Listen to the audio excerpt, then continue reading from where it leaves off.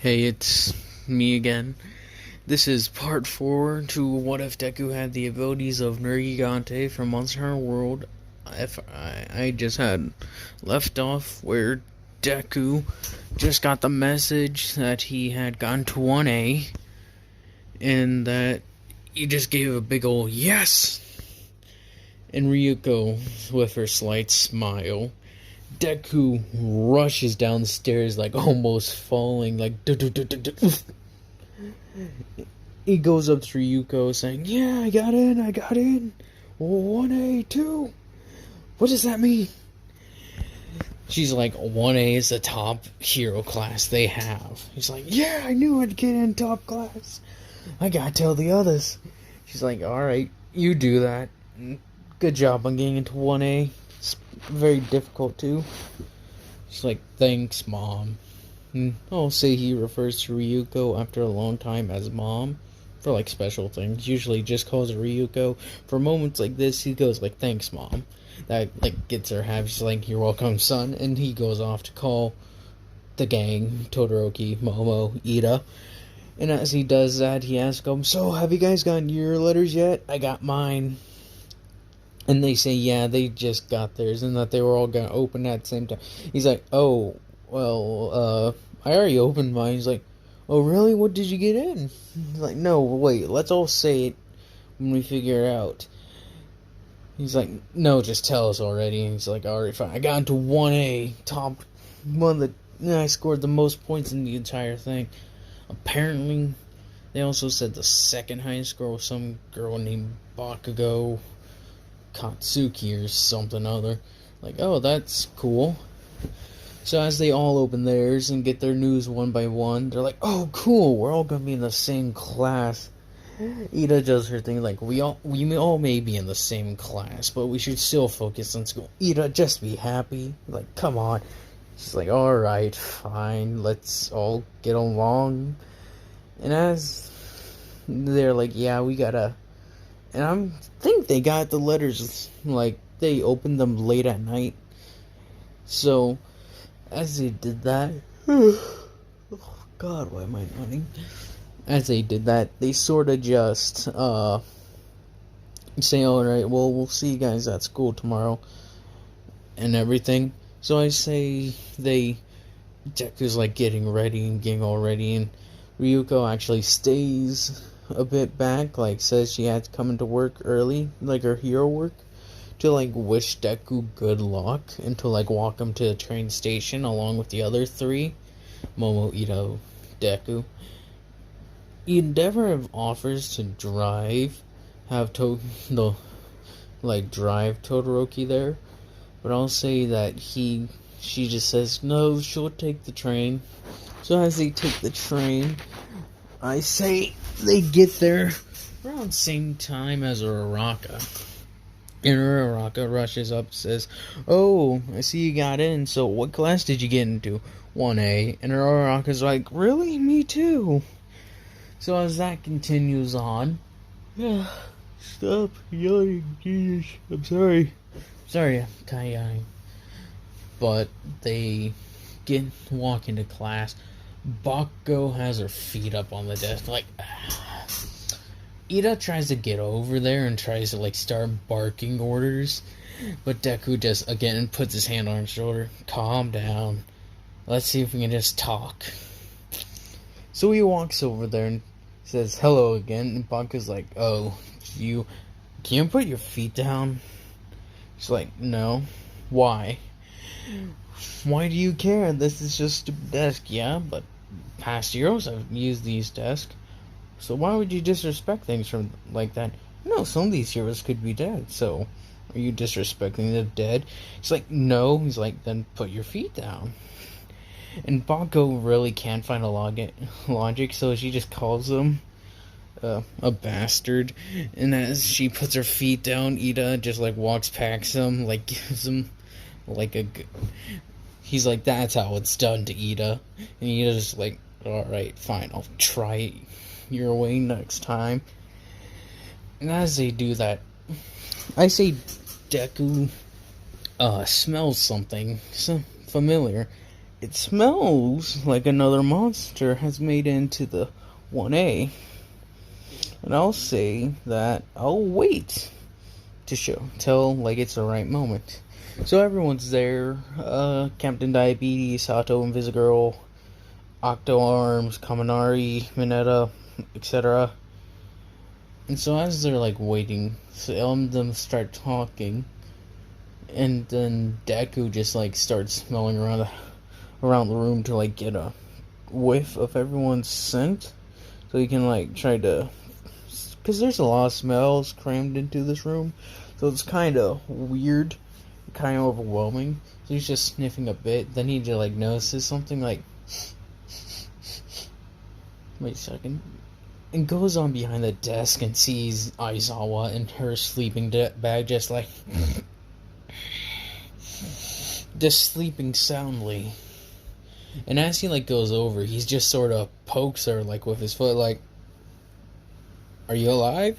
Hello?" Aizawa's like, "Huh? What?" He's like, "Are you the teacher?" She's like, yeah. Oh, geez, she just woke me up in the middle of the nap. Oh, how long have you guys been here? We've been here for like 10 minutes. That's too long. You guys have all been talking? Yeah, we were just sort of waiting for you. Too long. Alright. Dig these gym uniforms and go get ready. We're gonna have a physical. And Deku kind of asked, wait, I thought the physical came after the entrance ceremony. No, he's always like, what's the point of the entrance ceremony? It's a waste of time. I'll introduce you guys to the school proper way with physical training. She's like, kind of makes sense. Uraraka just tries to say something. Deku holds his hands up, like telling her to stop. He's like, he's the teacher. She's the teacher. We kind of gotta listen to her. Come on. He's the first one to head out and go straight towards the locker. After that, it's like Kaminari. Well, not Kaminari, actually. It's like his little posse of people. They all head to the lockers. And I'll say that there's like 3 guys in the class aside from Deku. I shouldn't have recorded this late. There's 3 guys aside from Deku. There's Sato, Sugar Man, or Captain Diabetes, Kaminari, this shock dude, and I'll say Octo Arms, and Sero, which if you don't know who Sero is, he's a guy with tape. I'll say all those guys are actually I say all those ones stay the same gender as they are everyone else's girls. So I'll say the guys have quite a bit smaller locker room, which is not optimal considering the guys there are kind of big. Even Kaminari, I'll say Kaminari is like quite big. Like he's up to like Deku's shoulders actually. And Sato and Soji, yeah, which is Dupla Arms, are up to like Deku, and not, it's Deku's shoulders, and sort of just like, it's kind of cramped in there. Poor Sero's just like trying to huddle as close to his thing as he can, not to touch them while they're changing. And I'll say Mineta finds the little peephole, and while he's at that, Todoroki is the one that kind of like says, "What are you doing?" and like looks under through the hole as well and sees the 4 buff dudes.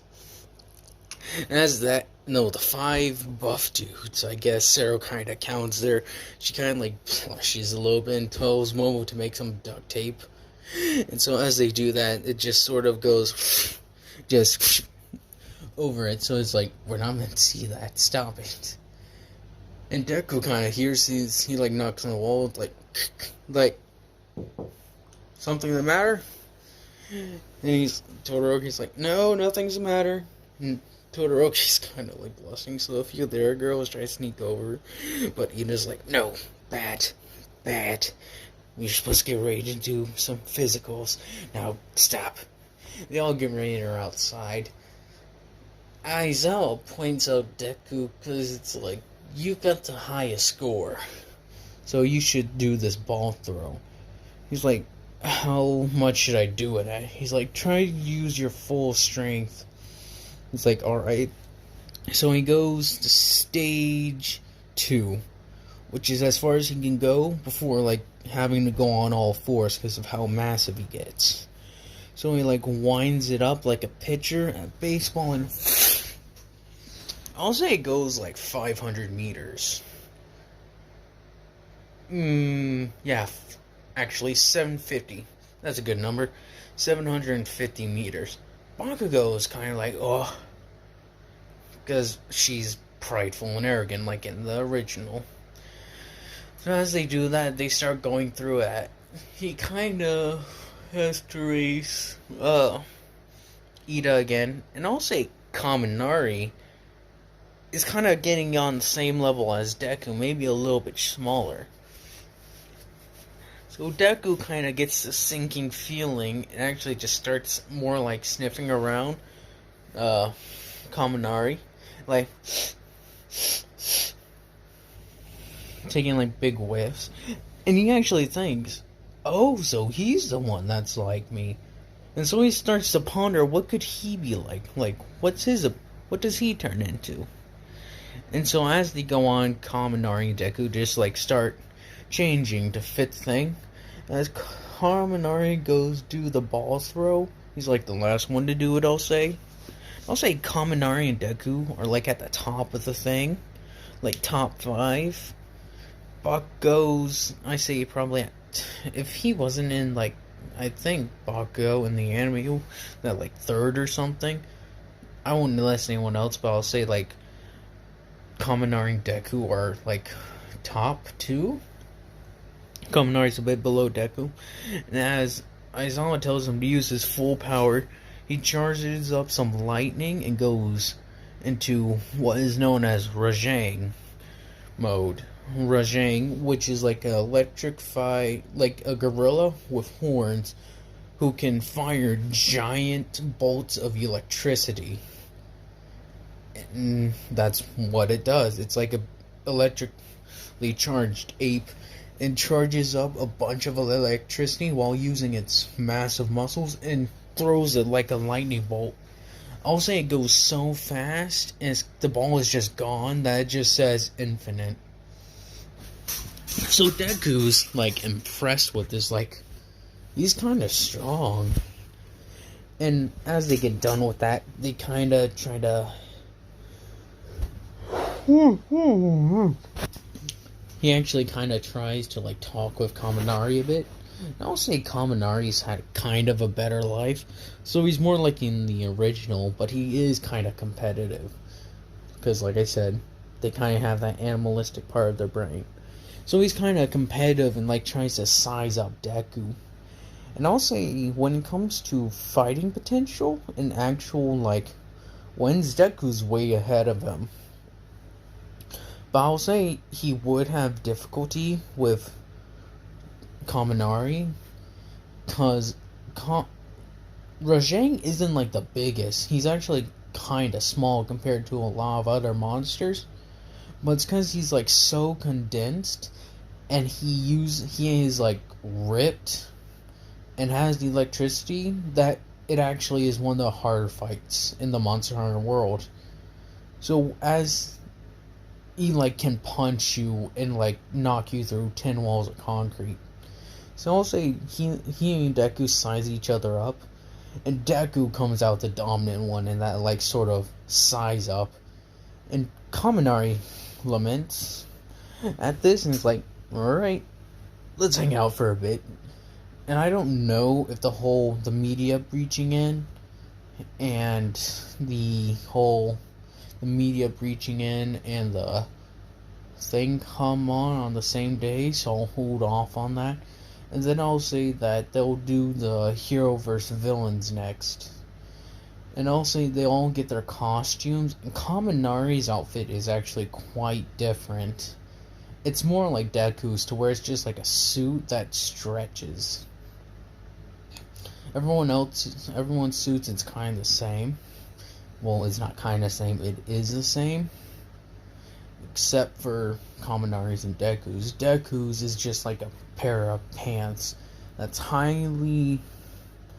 very stretchy, sort of like Mount Ladies.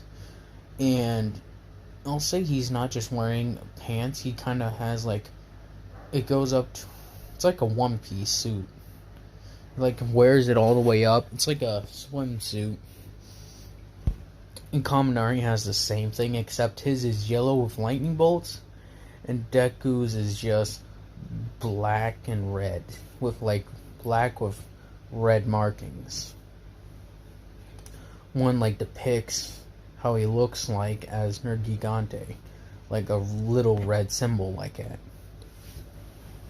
So as they're doing that, All Might pulls the lots and such. I'll say it's Kaminari and Deku, and Deku's alongside Momo, and Kaminari's alongside Jiro. And I'll say Deku and Momo are defending while Kaminari and Jiro are attacking. So as that, Momo starts setting up like her little defenses, and Deku says he'll go on the offense and like lay in wait for them. So he says he goes to like the first floor and hangs up somewhere to where you might be able to get the drop on them. Kaminari says to Jiro that he should probably just leave Deku to him, since they're kinda evenly matched. And Kaminari can go all out, because I'll say it's like wide enough and big enough for him to do that. But Deku can't. He can only go to second degree. And even that's kinda pushing it to where he's kinda cramped. So I'll say he starts at like first degree, where he has, like I said, he'll be at first degree. And if he really needs to, he goes into second degree. So he's in first degree, lying in wait, like on against the, like at the top of the ceiling, and just waits.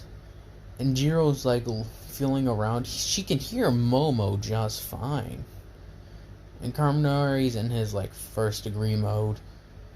I'll say there's only the first and second degree where he like is kind of more bigger, buffer, and more apish. But he doesn't have the long face of him, and his horns are much smaller. And his fur isn't yellow. So I'll say he's like up on both legs, kind of just walking normally, and just listening for any hint of movement or sound. And Jiro's doing the same thing. She's like, has her ears plugged into the wall, and she doesn't hear anything until like a little shift, and Kaminari like turns his head, and Deku lunges right out of the shadows. Because I'll say they couldn't have seen him, because nerrgegante has dark skin. He lunges forward and tackles Kaminari, and sort of throws him down the corridor. He sort of thinks of trying to take out Jiro first, but Kaminari tells Jiro that she needs to get to the bomb and try to take down Momo. He'll sort of go one-on-one with Deku. And she's like, alright, I'll go do that. And as she runs away, Deku and him start pacing around each other like two predators do before everything goes down. So he says, so, did you ever go to the pits? He's like, no. I was never sent there. You? More than half my life revolved around them. It's like, alright, let's see who wins, a pit dog or a trained animal or a watchdog. So that's when they just sort of clash. And Kaminari charges electricity, sort of giving him another strength boost, and Deku grows some of his spikes to make slashing and some body armor. So I'll say they are both kind of trained in martial arts. Deku has wrestling, judo, sumo, and boxing, and another thing that involves a bit of grappling. I'll say Kaminari has some sets that are similar, like boxing and wrestling. He's got that down. But he doesn't use judo. I'll say he uses things like Muay Thai and just feral fighting, where he like switches up to like wild slings to calculated, to make it seem like they aren't really coordinated, but each one is just, he's doing it to where it's just, he looks like he's trying to swinging his arms around, but each thing is calculated and trying to hit a certain target. He's charging each punch with electricity, so every time it does that, it makes like a little sound like thunder, like thunder clapping, like bang, bang, bang.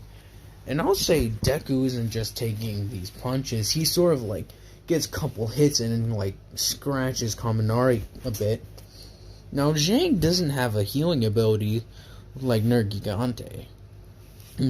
So I'll say in a battle of attrition, Deku's like slowly wearing him down with like death by 1,000 cuts. Until Kaminari goes in his rage state. His hair flares up like a Super Saiyan. Like Super Saiyan 2. And he charges straight forward. And this actually has much more of a kick. I'll say he's already in stage 2 by this point. He's like on all fours like a gorilla. Has a massive long face and like a giant horse. So he like body slams Deku like a football player. And Deku, I said, they have actually gone up a few floors. So I'll say they're in the exact same room where Deku and Bako had their final showdown. And I will say this room is big enough for Deku to enter stage 2. To where he grows much larger than he is at the moment and fully armors up. And I'll say he's been like keeping him at bay for a bit with his reach. So he's been kind of outboxing. And outboxing is where they try to keep him within, like, out of range so that they're sorry for stuttering, so that their punches and kicks will not be able to land as good. And sometimes they'll whiff and they'll take those opportunities to, like, get little jabs in. And I'll say Kaminari is quite like a slugger, which is specializing in brute force and not being very fancy, but they make that up for that lack of finesse with just utter brute strength. And every punch that does land on Deku, like his arms, is like cracks, like and goosh, goosh. And as that Deku finally has been able to wait long enough to where his spikes are like metal. So this is where he goes on the offensive and presses it. He sort of like hits Kaminari with his tail, similar to how he did to Rampa. He did to Rampa.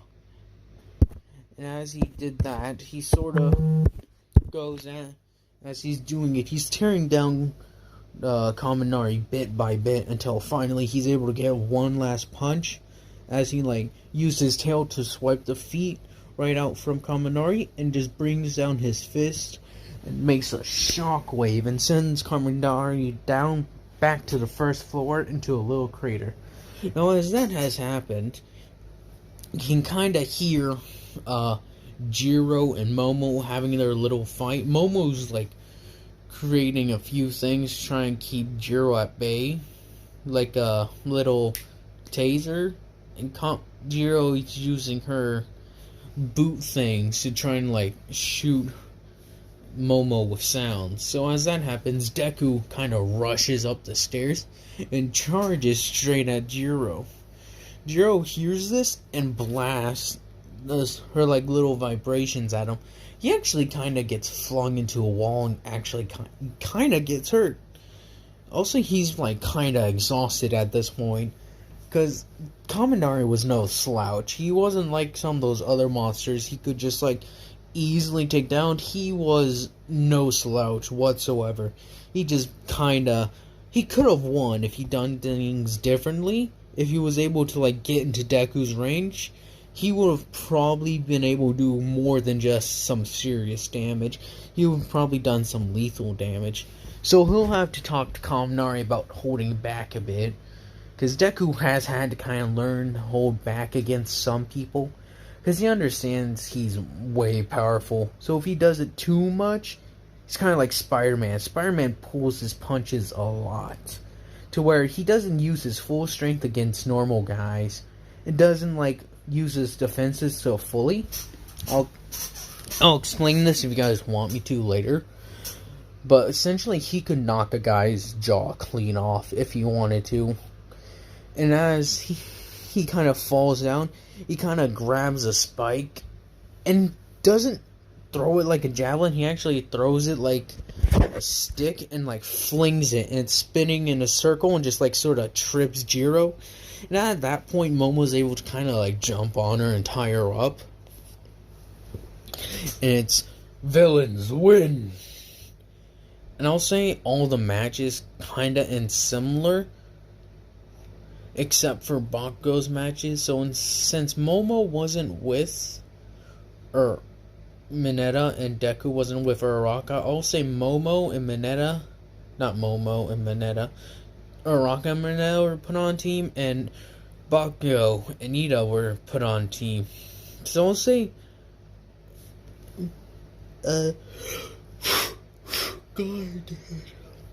Uraraka and Mineta actually won, because they sort of baited Bakugo into coming after them. Now, since she wasn't really paying attention, I'll say Mineta was able to throw like a ball on. She like was able to get a couple balls on her glove, so she really couldn't do her exploding thing. So she was kind of left to hand combat. So as Bakugo tries to fight them both off, guarantee she's actually kind of good. But since it's 2 against 1 and the quirks kind of work to their advantage, she's kind of able to slam like Uraraka can touch Bakugo and she starts flying. And Mineta and her kind of just wrap Bakugo up. This may seem like a long shot, but I can definitely see it's possible. And I'm trying to get Bakugo's cockiness level down by a lot.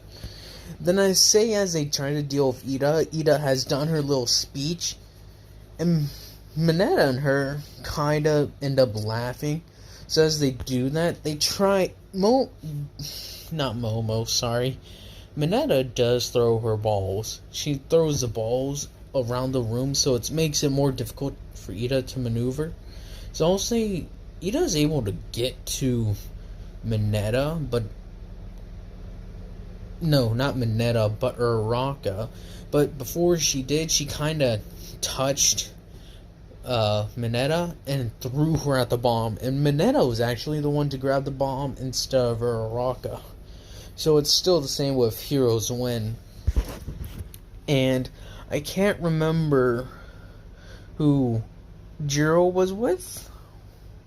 No, Jiro and Momo were actually on the same... Not Jiro and Momo. Jiro and Kaminari were actually on the same team.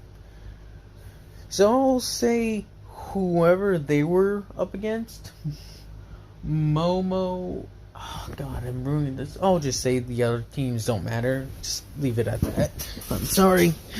And I'll say that it's the same thing. Todoroki dominates her thing, and so on.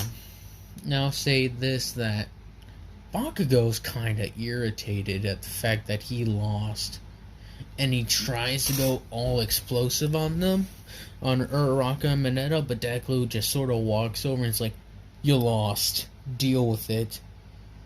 It's like, that's easy for you to say. You could have easily beaten them, and you actually kind of did. Actually, no. Because I'll tell you one thing, fighting against a monster ain't that fun. It wasn't like I was messing around. I was using as much strength as I could without compromising the structure that we were fighting in. So think about that, you kind of firecracker. And at this point he's kind of irritated because Bakugo has been like shouting and been very aggressive towards everyone and kind of mean. So he's kind of gotten fed up and sort of like puts her in her place, I would say. Which is like to knock down her pride down a bit. Which is what I've been aiming to do. So Bakugo's kind of like been taken down a notch quite a bit. So she actually does. He actually comes back. And Bakugo's just quiet. No loud things. She's just standing by and watching the other matches. But I'll say Kaminari and Deku just start talking. Like they did earlier, but getting like know each other more. And as they do that, Kaminari talks to Deku about how he was raised and how he grew up, about being discriminated against. Kaminari kinda didn't keep his cool and kinda lost it a few times and got in trouble quite a bit. But he's still a nice guy. He's just kinda takes it more serious than Deku. That's at least what he thinks. But he says no. Deku's like, no, I took it very serious. Just didn't want to give him the satisfaction of thinking they actually irritated me. I'm like, how do you do it? He's like, I don't know. It was either that or just straight up attacking him, and I prefer not to go to jail over something like that. I'll say it's kind of, like I said, discrimination is kind of high against these guys, so they just kind of assume the worst. So Kaminari tries to learn some stuff from Deku, and Deku does. Like I said earlier, will talk to Kaminari about trying not to kill people. And as he does that, he just sort of nods his head and does whatever. And so after that, everything ends up normal. And Deku gives Kaminari his number. He's like, if you ever need anything or want to train or just hang out, call me. And as that happens, Deku leaves for the day. And Aizawa actually kind of pulls Kaminari and Deku aside and says, this is going to be much harder for you and Kaminari.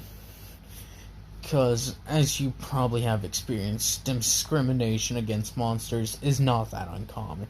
They both nod their head and she says, I'm expecting big things from you two from what I saw. You two keep up the good work. They sort of give a slight bow and say, thank you, Miss Aizawa. And they leave. And I'll say before they leave, Deku kind of runs into Sun Eater. And he's like, hey, Sun Eater! How'd things go? And Sun Eater kind of blushes. And he's like, oh, did it go well? He's like, yes. What happened? He sort of gets the details on, after he left. The two of them kind of said they would actually like to go for a walk through a park. And so, since Sun Eater's kind of a pushover when it comes to this, he just sort of nods his head and follows along. They both, kind of grab onto an arm of his and just walk with him. And he's kind of just, staring straight down and face flush. Muriel's the one blushing, kind of embarrassingly looking away, while Nejire's just the one flashing the smile that Muriel usually does. So as they do this, I'll say they get close to a nice view. In stereotypical anime fashion, they both walk towards Cliff, turn around, hands behind back, and Muriel has her hands in front, kind of nervous. And they both say, "Sorry, confess." And he kind of thinks, Deku, he set this up. He's trying to question, should I call him and thank him for this? Or should I just, get mad at him? Muriel's, they're both kind of asking how he feels. So he's, blushing and just, nervous. He's like, I like you both too. And they're like, what was that? And he's like, I like you both too. And as he says that, he kind of realizes it and just, tries to hide his face. Nejire just walks over and, hugs him, too. And Muriel, she kind of forces Muriel to do as well. And they say they're both glad they feel the same. And he's just questioning, what happens now? I'm not sure. Any of them just go, I'm not sure, actually. We didn't think this far. I wish Deku gave us kind of... I knew he did. How did he set you guys up to do? Well, when you walked away, he kind of asked us which one of us you were with. And he's like, he asked me the same question. He asked which one of you I was with. And he's sort of just been able to piece it together. He just made a massive play for the Sun Eater, bro. It's Sun Eater's I gotta thank that man. And Nejire and Miro are like, we gotta thank him. So they all like take a group picture. It's Miro on one side, Nejire on the left. It's sort of like the thing where two girls kiss his cheeks at the end thing. I'm like trying to give this boy what he deserves. The shy little boy. Not little, but you know what I mean. And as he's doing that, Deku just is bursting out laughing, saying he's glad it worked out for him. And that he actually never gave his number to Nejire or him. He's like, oh no, Miro actually gave us his number. Is that where some of those missed calls went? And he's like, yeah, I've been trying to call you for like 2 days now, but you never picked up. He's like, oh, well, my bad. You guys should have told me you're trying to call me. I never answer unknown numbers. You kidding me? And as that happens, he's like, oh, I gotta get home. It was nice talking to you, Sun Eater. Hope you have fun with those two. And try not to ruin things. And he's like, yeah, I'll try. And as that, he walks past Mirio and Nejire, and he's like, I'm glad you both listened, pats him on the shoulder and goes forward. And as that's happening, I'll say that's the end of it. Nothing really eventful happens. He just walks home, eats dinner with Yoko, explains how the day went. That's it. I'll say he doesn't have a dream. He just sleeps nice, peaceful dream. Not dream, but the pitch black. And he just sleeps calmly. He wakes up and gets ready for school again. Now I'll say that's the end of this video, cause it's probably late. And I gotta edit this, give you guys a picture.